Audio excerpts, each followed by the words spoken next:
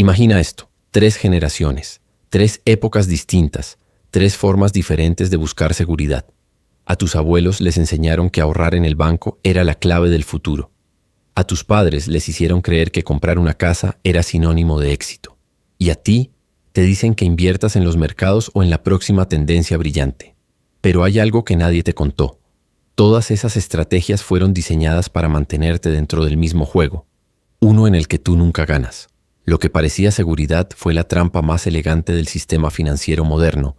Antes de continuar, suscríbete y descubre cómo el dinero y la historia están más conectados con tu presente de lo que imaginas. Comencemos con la era de tus abuelos. Ellos vivieron en un tiempo en el que la prudencia era considerada una virtud, casi un deber moral. En aquella época, ahorrar dinero en el banco no era solo una decisión financiera, era una forma de vida, una señal de responsabilidad, de madurez y de respeto por el futuro. A tus abuelos se les enseñó que el dinero guardado era el fruto del esfuerzo y que mantenerlo a salvo en una cuenta bancaria era lo más sabio que podían hacer. Los anuncios hablaban de estabilidad, de familias felices, de promesas cumplidas. El banco era un símbolo de confianza, una institución casi sagrada. Era donde se guardaban los sueños de toda una generación. Los gobiernos fomentaban esa mentalidad. Les decían que ahorrar era un acto patriótico, que contribuía al crecimiento del país. Las escuelas enseñaban que el éxito financiero comenzaba con la disciplina del ahorro. Los periódicos mostraban historias de jubilados que vivían tranquilos gracias a sus cuentas bien administradas. En los hogares se repetía el mismo consejo una y otra vez. Ahorra para el futuro. Y tus abuelos lo hicieron. Trabajaron duro, guardaron una parte de su sueldo, renunciaron a ciertos lujos y se sintieron orgullosos de hacerlo. Pensaban que estaban construyendo seguridad, que estaban asegurando un mañana estable para ellos y sus hijos. Pero todo cambió cuando la inflación golpeó con fuerza en la década de 1970.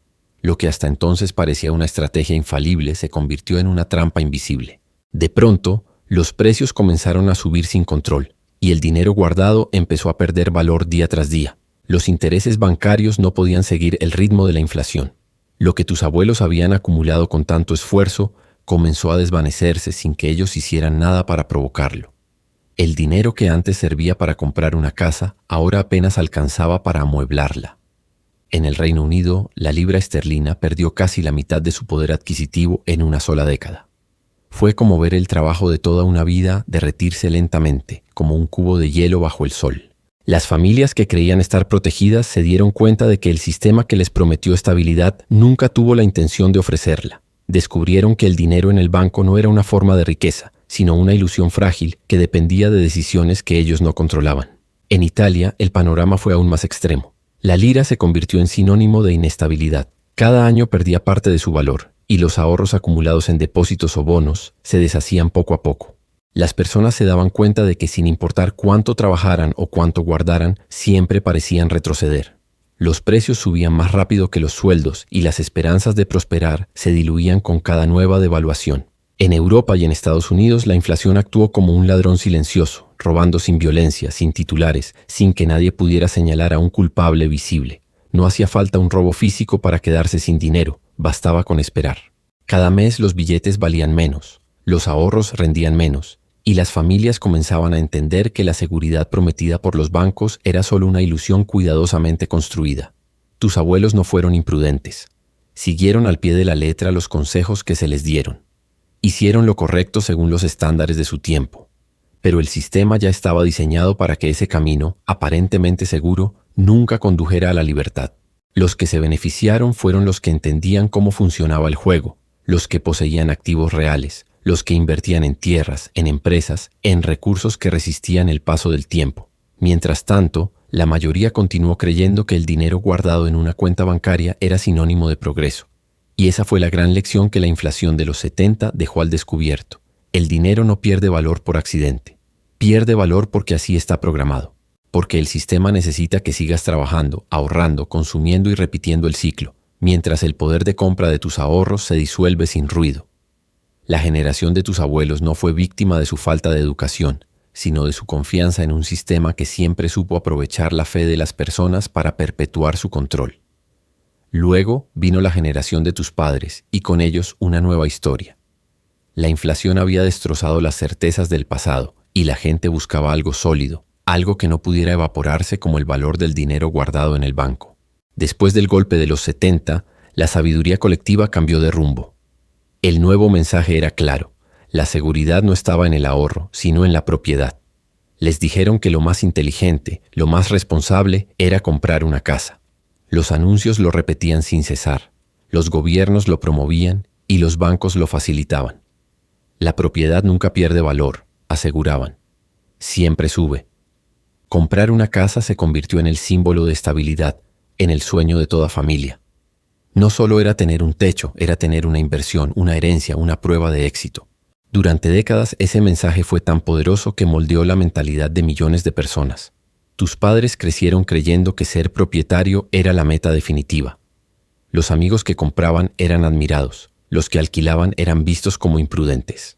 Las familias se endeudaban convencidas de que estaban construyendo patrimonio, y cada pago mensual se sentía como un paso hacia la libertad. Pero lo que parecía libertad era en realidad una forma moderna de esclavitud financiera. El problema estaba escondido en los detalles que nadie mencionaba. Una residencia principal no es un activo en el sentido real del término, porque no genera ingresos. Al contrario, se convierte en una fuente constante de gastos. Cada mes drena dinero en forma de hipotecas, intereses, impuestos, mantenimiento y reparaciones. Y aunque el valor nominal de la vivienda pueda aumentar con los años, su costo total, entre deudas, intereses y gastos, termina siendo mucho mayor de lo que la mayoría imagina. Comprar una casa se convirtió en una especie de ahorro forzoso, una obligación de pagar durante décadas algo que con el tiempo consume más de lo que produce. Pero más allá del dinero, hay otro costo. La deuda te ata. Una hipoteca es una promesa de permanecer en el mismo lugar, de seguir trabajando para sostenerla, de priorizar el pago por encima de cualquier otra decisión. En la práctica, las personas dejan de moverse por elección y comienzan a moverse por obligación. Lo que debía ser una herramienta de libertad se convierte en una cadena invisible. En España, a principios de los años 2000, esa mentalidad alcanzó su punto máximo. El auge inmobiliario se sintió como una fiebre dorada. Las familias se apresuraban a comprar casas convencidas de que el precio solo podía subir. Los bancos otorgaban préstamos con facilidad, incluso a quienes no podían pagarlos. Se respiraba optimismo. Los telediarios hablaban de prosperidad. Todos querían su pedazo del sueño. Pero ese sueño se sostuvo sobre una base frágil. Luego llegó el año 2008. La burbuja estalló. Lo que antes parecía una escalera ascendente se convirtió en una caída libre. El valor de las viviendas se desplomó y millones de personas quedaron atrapadas en deudas imposibles. Muchas familias descubrieron que su casa valía menos de lo que debían por ella. Algunos perdieron su empleo y ya no pudieron pagar las cuotas. Las ejecuciones hipotecarias se multiplicaron. En cuestión de meses, barrios enteros pasaron del entusiasmo a la desolación. En Irlanda, el impacto fue devastador. El mercado inmobiliario colapsó con tal fuerza que vecindarios completos quedaron a medio construir. Calles vacías, estructuras abandonadas y hogares que jamás serían habitados se convirtieron en símbolos del derrumbe. Lo que antes era esperanza se transformó en un paisaje de ruinas. En el Reino Unido, las familias que compraron en el pico del 2007 tuvieron que esperar más de una década para recuperar el valor de su inversión. Durante ese tiempo, muchos siguieron pagando hipotecas por casas que ya no valían lo que debían. Tus padres no fueron irresponsables ni ingenuos. Siguieron las reglas. Hicieron exactamente lo que se les dijo que era correcto. Buscaron estabilidad, seguridad y progreso. Trabajaron, pagaron, confiaron. Pero al igual que tus abuelos, descubrieron tarde que el sistema financiero había cambiado las reglas del juego. La aparente seguridad de la propiedad se convirtió en una trampa cuidadosamente diseñada. La burbuja los atrapó, los exprimió y los dejó sin la promesa que les habían vendido. Y aquí se repite la lección que pocos quieren reconocer. Las reglas del sistema no fueron escritas para garantizar tu éxito, sino para mantenerte dentro del juego. Cuando todos creen en la misma promesa, esa promesa deja de ser una oportunidad y se convierte en una trampa colectiva. Tus padres aprendieron por experiencia que la estabilidad que se construye sobre deuda no es verdadera estabilidad. Aprendieron que cuando algo se presenta como seguro para todos, suele ser beneficioso solo para algunos. El sueño de la casa propia, igual que el sueño del ahorro bancario de tus abuelos, fue otro capítulo del mismo guión. Ofrecer una ilusión de control mientras el sistema movía los hilos. Y mientras ellos creían que estaban asegurando el futuro, el verdadero beneficio se acumulaba en otro lugar, en manos de quienes sabían exactamente cuándo inflar la burbuja y cuándo dejar que estallara. ¿Y qué pasa contigo? El consejo volvió a cambiar. Ya no se trata de ahorrar en bancos ni de comprar una casa y esperar. Ahora el nuevo mandamiento financiero parece otro. Invierte o quedarás atrás. Todo lo que te rodea repite ese mensaje una y otra vez. Te dicen que ahorrar es inútil, que las tasas de interés son demasiado bajas, que la inflación se come tu dinero y que los bancos son un lugar donde el dinero muere lentamente. El mensaje suena lógico. La idea de poner tu dinero a trabajar parece moderna, inteligente, visionaria. Pero hay algo más profundo detrás de esa narrativa que muy pocos se detienen a observar.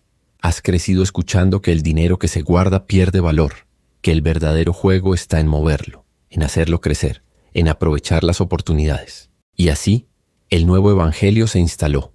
Invertir es la salvación. Invertir en acciones, en fondos indexados, en criptomonedas, en lo que sea que prometa ser la próxima revolución.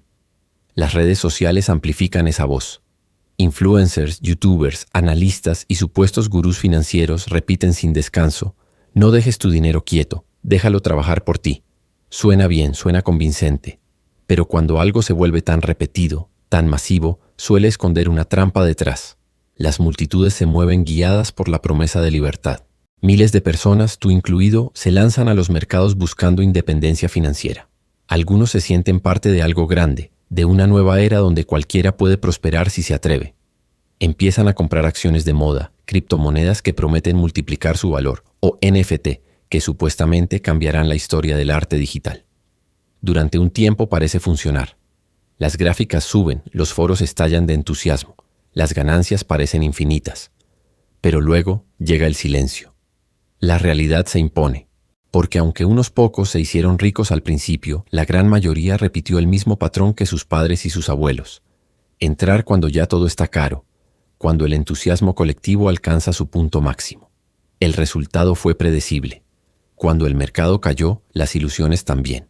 Durante el colapso de las criptomonedas en el año 2022, más de $2 billones desaparecieron en cuestión de meses. Millones de pequeños inversores que se sentían libres por fin, vieron cómo sus carteras se reducían a la mitad o menos. El dinero digital que parecía eterno se desvaneció con la misma rapidez con la que había llegado. Y esto no fue solo un golpe para los entusiastas de las criptomonedas. En Europa, los fondos de pensiones considerados los más seguros, aquellos en los que generaciones enteras habían confiado su jubilación, estuvieron al borde del colapso ese mismo año. Dentro de esos fondos se escondían derivados financieros llenos de riesgo, disfrazados bajo etiquetas tranquilizadoras como bonos de bajo riesgo. En los Países Bajos, donde el sistema de pensiones era ejemplo de disciplina y confianza, los jubilados comenzaron a notar que sus beneficios se reducían sin explicación aparente. No porque hubieran hecho algo mal, sino porque los rendimientos prometidos ya no podían cumplirse. Y así, mientras creías estar participando en una nueva era de oportunidades, el sistema solo había cambiado de forma. Ya no se trataba de ahorrar en cuentas bancarias ni de endeudarse con una hipoteca. Ahora se trataba de entregar tu dinero a los mercados globales, a plataformas que operan 24 horas al día y que se enriquecen cada vez que tú compras o vendes. Las mismas reglas, el mismo juego, diferente envoltorio. Cada generación tiene su promesa particular, pero todas terminan en el mismo lugar. El dinero fluye hacia arriba y las pérdidas se reparten entre los de abajo. Y aquí es donde realmente duele, porque el sistema no cambia su esencia, solo cambia su disfraz. A tus abuelos les dijeron que ahorrar era sabio. A tus padres les dijeron que la casa era el símbolo de éxito. A ti te dicen que inviertas, que te arriesgues, que tomes el control. Pero si miras con atención, verás el mismo patrón repetirse una y otra vez. 3 generaciones distintas, 3 estrategias diferentes, un único resultado. La concentración de riqueza en la cúspide y la ilusión de progreso en la base. Cada generación cree que está jugando un juego nuevo, pero solo está interpretando el mismo guión con nuevas palabras. El decorado cambia, los consejos cambian, los héroes cambian, pero el resultado permanece intacto. Te convencen de que esta vez será distinto, que ahora sí tienes el control, que esta vez tú serás el que gane. Sin embargo, cuando todo se derrumba, descubres que el sistema ya había decidido quién ganaría mucho antes de que tú entraras al juego. Mira los mecanismos que operan debajo de la superficie. La inflación es la primera trampa y su poder está precisamente en su silencio.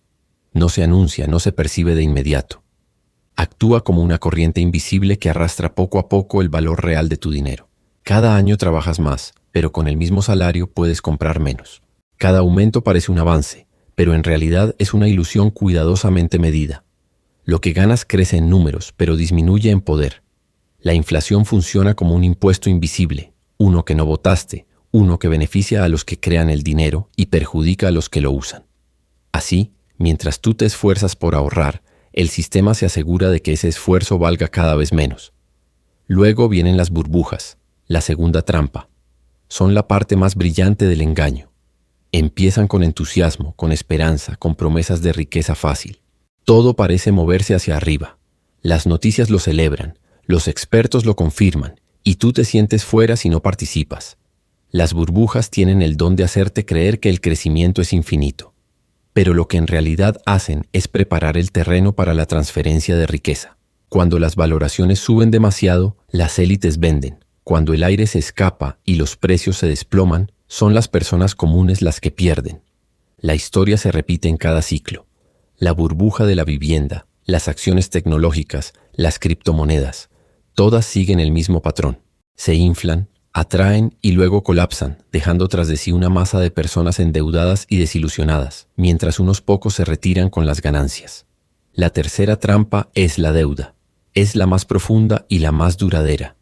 A través de hipotecas, préstamos estudiantiles o tarjetas de crédito, la deuda se convierte en una forma moderna de servidumbre. Promete acceso, promete oportunidades, pero al final encadena. Pagas durante años por una casa que ya cuesta más de lo que vale, por una educación que no siempre te da estabilidad, por un estilo de vida que te mantiene trabajando para sostenerlo. La deuda convierte tu futuro en colateral. Te ata a plazos, intereses y pagos que parecen no terminar nunca. Es la herramienta perfecta del sistema, porque hace que el ciudadano medio trabaje más para conservar lo que cree que posee. Estas tres fuerzas, la inflación, las burbujas y la deuda, forman un ciclo perfecto de extracción. Juntas garantizan que la riqueza fluya constantemente de abajo hacia arriba. Mientras tú intentas proteger lo que ganas, el sistema diseña formas cada vez más sofisticadas de absorberlo. A simple vista parece una economía que avanza, pero debajo se esconde un mecanismo bien calculado para mantenerte en movimiento sin llegar nunca a la meta. La historia ya lo ha mostrado con una claridad brutal. En la antigua Roma, los emperadores devaluaron el denario de plata para financiar guerras y lujos. Lo mezclaron con metales baratos, reduciendo su pureza una y otra vez, hasta que lo que antes era una moneda sólida se convirtió en un símbolo vacío. Los ciudadanos siguieron comerciando con él, sin entender que cada transacción los empobrecía un poco más. Las élites, en cambio, movieron su riqueza a tierras, ganado y recursos reales, protegidos del deterioro del dinero. Siglos después, en la Alemania de Weimar, la historia volvió a repetirse. Durante la década de 1920, los ahorros de toda una nación fueron pulverizados por la hiperinflación. Lo que antes compraba una casa, al final apenas alcanzaba para un pan. Las imágenes de personas empujando carretillas llenas de billetes para comprar comida se convirtieron en símbolo de la ruina económica. Pero mientras la clase media perdía todo, quienes tenían activos tangibles, fábricas, tierras, oro, sobrevivieron e incluso prosperaron. Más cerca en el tiempo, Grecia vivió su propia versión del colapso después de la crisis financiera de 2008. Los jubilados, que durante décadas aportaron confiados a sus fondos de pensiones, vieron cómo sus beneficios se reducían sin previo aviso. Los recortes llegaron en nombre de la austeridad, pero el dinero seguía fluyendo hacia los acreedores extranjeros. La prioridad del sistema era clara. Primero los bancos, luego los ciudadanos. El guión nunca se altera. Cambian los escenarios, los nombres, las monedas, pero la secuencia es la misma. Erosionar, inflar, estrellar y extraer. Es una danza milenaria disfrazada de progreso económico. Mientras la mayoría sigue las reglas que se les indica, ahorrar, comprar, invertir, el sistema ajusta las piezas para que el resultado sea siempre idéntico. Una minoría acumula poder, mientras el resto se queda con la promesa vacía de que la próxima vez será diferente. Pero aquí está la parte que casi nadie menciona, la que rara vez aparece en los libros de economía o en los discursos de los expertos. No todos perdieron. En cada colapso, en cada crisis, en cada burbuja, hubo un grupo pequeño que supo leer el juego. Mientras la multitud seguía las reglas escritas para mantenerla controlada, ellos aprendieron a moverse por debajo de esas reglas. No se trató de suerte ni de magia.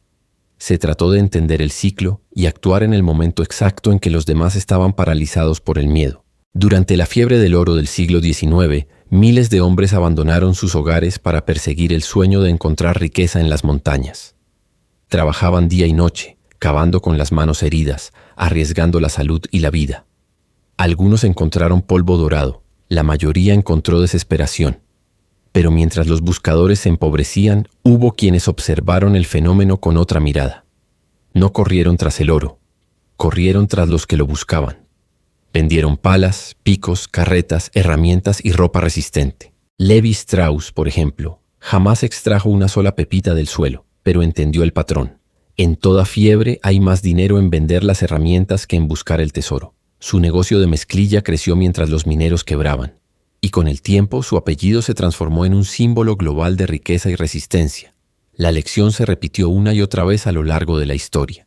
En cada periodo de inflación, cuando el valor del dinero se desvanecía, quienes poseían activos productivos, fábricas, tierras, empresas, metales, alimentos, lograban mantener o incluso aumentar su poder adquisitivo. No dependían del papel, dependían de lo tangible. Mientras los ahorradores veían evaporarse sus cuentas, ellos mantenían el control de aquello que siempre conserva valor: la producción, los recursos, el trabajo real. Cada crisis se convirtió en una oportunidad para reposicionar su poder, para adquirir lo que otros vendían por desesperación. En cada colapso inmobiliario sucedió lo mismo. Cuando la burbuja se rompió y las familias se ahogaban en hipotecas imposibles, hubo quienes supieron esperar. Alquilaron en lugar de comprar cuando los precios estaban inflados. Luego, cuando las propiedades cayeron a la mitad de su valor, aprovecharon la oportunidad. Compraron en silencio, sin ruido, cuando todos los demás vendían por miedo. En España, en Irlanda, en Estados Unidos, esos inversores silenciosos fueron los que reconstruyeron sus fortunas sobre las ruinas de las promesas incumplidas del mercado. Mientras millones perdían, unos pocos volvían a empezar desde arriba. El sistema fue diseñado para funcionar de esa manera: tomar de muchos y entregar a unos pocos. No es casualidad, es arquitectura. Cada crisis redistribuye riqueza, pero siempre en la misma dirección. La diferencia está en quién entiende el ciclo y quién simplemente lo sufre, porque la historia premia a quienes observan el patrón antes de que se repita, a los que entienden que la inflación, las burbujas y la deuda no son accidentes, sino fases dentro de una maquinaria que se repite una y otra vez. Y aquí es donde comienza la verdadera lección, porque comprender el ciclo no solo cambia tu forma de pensar, cambia tu forma de actuar. Te obliga a mirar más allá de lo inmediato, a entender que mientras la mayoría busca la próxima tendencia, los pocos que prosperan están buscando la raíz del sistema. Descubren cómo moverse dentro de él sin ser devorados. La verdadera inteligencia financiera no está en adivinar el próximo auge, sino en comprender por qué se repiten los colapsos y cómo posicionarte antes de que ocurra el siguiente. Quienes dominan ese arte no luchan contra el sistema, lo observan, lo estudian y aprenden a anticipar sus movimientos. Cuando todos corren en una dirección, ellos esperan el momento exacto para moverse en la contraria. Y en ese simple cambio de perspectiva se encuentra la diferencia entre ser una víctima más del ciclo o una de las pocas personas que lo usa a su favor. Entonces, si a cada generación se le ha dicho una nueva mentira, la pregunta inevitable es: ¿cuál es la alternativa? ¿Qué puedes hacer cuando comprendes que las reglas del juego fueron diseñadas para mantenerte dentro del tablero, moviéndote sin llegar nunca al final? La respuesta no es rendirse ni caer en la desesperación. Es dar un paso atrás, observar el patrón y decidir dejar de perseguir las trampas. Significa pensar de manera distinta, como las pocas personas que realmente lograron salir adelante mientras la mayoría se hundía. En cada época hubo quienes entendieron antes que los demás cómo funcionaba el ciclo. En la fiebre del oro del siglo XIX, miles de hombres viajaron durante meses, cruzaron desiertos, montañas y ríos con la esperanza de encontrar una veta que los hiciera ricos. Cavaron con las manos, soportaron hambre, frío y agotamiento. Pero mientras los buscadores se arruinaban, otros veían la situación desde otro ángulo. Levi Strauss fabricó pantalones resistentes para esos mismos mineros, y su visión lo llevó a fundar un imperio que sobrevivió más de un siglo. Samuel Brannan, el primer millonario de California, se hizo rico no extrayendo oro, sino vendiendo palas, picos y suministros a los soñadores que creían que la riqueza estaba bajo la tierra. La lección es evidente. Mientras la mayoría corre tras la promesa, unos pocos se enfocan en vender las herramientas necesarias para perseguirla. Durante la devaluación de Roma, la historia se repitió bajo otro disfraz. Los ciudadanos comunes guardaban denarios pensando que conservarían su valor, sin notar que el metal precioso se diluía año tras año. Aquellos que poseían tierras, cosechas, ganado o comercios sobrevivieron al derrumbe monetario porque su riqueza estaba anclada en lo tangible. Los emperadores podían devaluar las monedas, pero no podían devaluar una cosecha, un campo o una fuente de alimento. Los terratenientes y comerciantes no solo resistieron, sino que ampliaron su influencia mientras el resto veía desaparecer el fruto de su trabajo. Incluso en la Gran Depresión del siglo XX, cuando millones de personas perdieron empleos y fortunas, el patrón volvió a mostrarse con claridad. Las acciones se desplomaron, los bancos quebraron, las fábricas cerraron, pero hubo una minoría que resistió, los que poseían negocios que ofrecían lo esencial para la vida. Los dueños de empresas de alimentos, de transporte, de energía o de servicios básicos no solo sobrevivieron, sino que en muchos casos emergieron fortalecidos. Mientras el resto se aferraba a activos que perdían valor cada día, ellos mantenían el control de aquello que nunca deja de ser necesario. El patrón está frente a tus ojos y su mensaje es claro. La mayoría persigue promesas de seguridad fácil, ilusiones que cambian de forma con cada generación. La minoría construye su estabilidad alrededor de algo más profundo, valor real y duradero. Las masas corren detrás de lo que brilla. Los que prosperan entienden que lo valioso no siempre se anuncia, y eso te obliga a repensar qué es realmente un activo. Aquello que tienes en tu vida y crees que representa seguridad, ¿realmente lo es? Una residencia principal, por ejemplo, no se convierte en un activo solo por ser tuya. Si no genera ingresos, si solo consume dinero en mantenimiento, impuestos e intereses, en realidad es una responsabilidad más. Una cuenta de ahorros tampoco representa riqueza si la inflación la devora día tras día. Un fondo de jubilación tampoco garantiza seguridad cuando está atado a inversiones especulativas que escapan totalmente de tu control. La verdadera riqueza se encuentra en lo que mantiene o produce valor a lo largo del tiempo, en lo que resiste los ciclos y las crisis. Se encuentra en las habilidades que dominas, esas que no pueden ser devaluadas por ningún gobierno ni reemplazadas por una máquina. En los negocios que ofrecen bienes y servicios que las personas seguirán necesitando sin importar el contexto. En los activos productivos que generan flujo de caja constante, incluso cuando el mundo entra en recesión. Y aunque este camino no sea glamuroso ni viral, representa la diferencia entre el minero que se arruinó buscando oro y el mercader que prosperó vendiendo palas durante generaciones. Es la diferencia entre reaccionar a las crisis y anticiparlas, entre seguir el juego o entender cómo se juega. Quienes construyen sobre valor real pueden atravesar tormentas, perder batallas y aún así avanzar porque su riqueza no depende de una moda pasajera ni de la ilusión de seguridad, sino de una base sólida que el tiempo no puede destruir. Así que volvamos a la historia de las 3 generaciones. Cada una vivió su propia versión del mismo engaño. Tus abuelos creyeron en la promesa del ahorro. Eran tiempos en los que guardar dinero en el banco era símbolo de prudencia y respeto. Lo hacían con esperanza, convencidos de que ese dinero crecería, de que su esfuerzo sería recompensado con tranquilidad. Pero la inflación los sorprendió en silencio, como una marea que sube sin hacer ruido. Los intereses que ganaban no alcanzaban para compensar la pérdida de poder adquisitivo. Lo que parecía una base sólida se transformó en arena movediza. Sus cuentas se llenaban de números, pero esos números ya no representaban el mismo valor. Trabajaron, ahorraron y confiaron, pero el sistema financiero se encargó de vaciar sus bolsillos sin tocar una sola moneda. Tus padres vivieron una historia distinta, pero con el mismo final. A ellos se les enseñó que el camino a la estabilidad era la vivienda. Compra una casa y tendrás seguridad, les decían. La propiedad siempre sube, repetían los expertos. Durante un tiempo pareció cierto. Los precios se disparaban, los vecinos presumían de ganancias y todos querían ser parte de esa escalera dorada. Pero lo que parecía una oportunidad era en realidad una burbuja cuidadosamente inflada. Cuando llegó la crisis, las hipotecas se convirtieron en cadenas. Muchas familias quedaron atrapadas, pagando durante años por algo que ya no valía lo que debían. La casa, el símbolo de éxito, se transformó en una carga. No perdieron solo dinero, perdieron confianza. Se dieron cuenta de que las reglas que les habían enseñado estaban escritas para beneficiar a otros. Y ahora llega tu generación. A ti te prometen libertad a través de la inversión. Te repiten que el secreto está en poner tu dinero a trabajar. Los mercados financieros, las criptomonedas, los fondos digitales, todos se presentan como escaleras garantizadas hacia la abundancia. Las redes sociales están llenas de historias de éxito, de jóvenes que lo lograron con un clic. Pero detrás de cada historia brillante hay miles que no se cuentan. Miles de personas que entraron tarde, que siguieron la ola y terminaron perdiendo lo que tenían. El sistema se reinventa, cambia los nombres y las promesas, pero mantiene la misma esencia. Extraer valor de los muchos para concentrarlo en los pocos. Nada de esto es inevitable. La pérdida no está escrita en piedra. El error no está solo en seguir malos consejos, sino en creer que el sistema fue diseñado para que tú ganes. No lo fue. Fue diseñado para que participes, para que mantengas la rueda girando, para que sigas creyendo que la próxima estrategia será distinta. Pero cuando entiendes eso, cuando lo ves con claridad, algo cambia dentro de ti. Esa comprensión por sí sola ya es liberadora, porque en el momento en que ves la ilusión, dejas de ser parte del juego. Empiezas a mirar el tablero desde arriba, no desde dentro. El sistema financiero moderno no necesita repetirse exactamente para obtener el mismo resultado. Solo necesita que los errores se repitan. Y eso ocurre generación tras generación.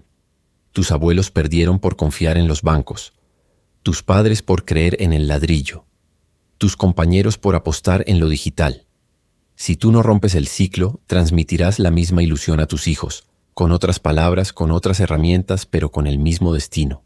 Sin embargo, si eliges aprender, si decides construir riqueza real, en activos que duren, en valor que otros necesiten, todo cambia. Ahí es donde se produce el punto de quiebre. Cuando dejas de alimentar la máquina y comienzas a crear tus propias reglas. Dejas de ser el combustible que enriquece a otros y te conviertes en el arquitecto de tu propio sistema. Ya no persigues promesas de seguridad, sino estabilidad genuina.